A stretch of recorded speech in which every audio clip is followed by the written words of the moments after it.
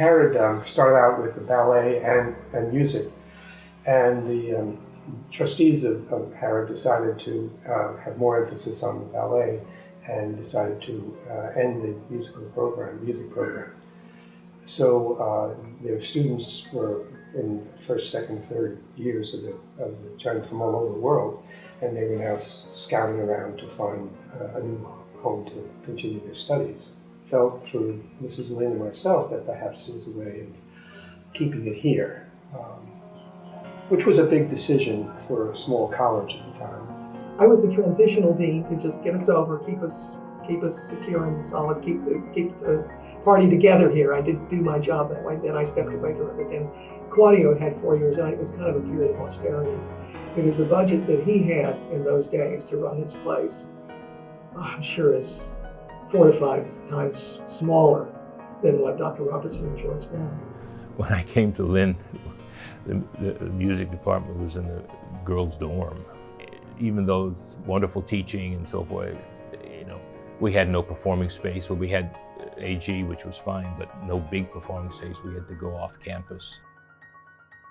It was probably the most exciting thing that's happened on the campus, certainly for the conservatory. Every time you walk in, you're newly amazed. It offers so much. I see one of our jobs as Friends of the Conservatory to plan events that are fundraising events to add to the Conservatory Scholarship Program.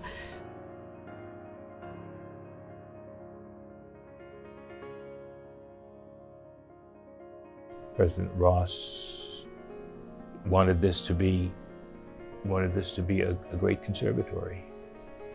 So I remember telling Dr. Ross, well, what we need to do is we need to bring some of these people here to Lynn to study. And if you have a great teacher, students are going to come. I mean, they're going to come and study with them.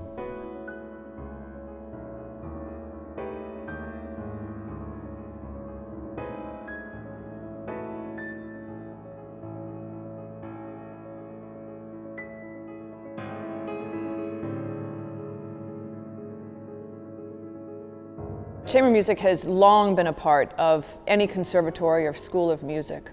But what Harid did very differently, and then we adapted that and grew it as soon as we came over here, is make it a part of the schedule and make it possible for every student in our program to have chamber music, regardless of what their focus is: solo pianist, an orchestral musician, a percussionist in orchestra. But chamber music strengthens who you are as a performer, your ensemble skills, your ability to listen to other people, and it exposes you to the music that, for a lot of us, is what we will most frequently play.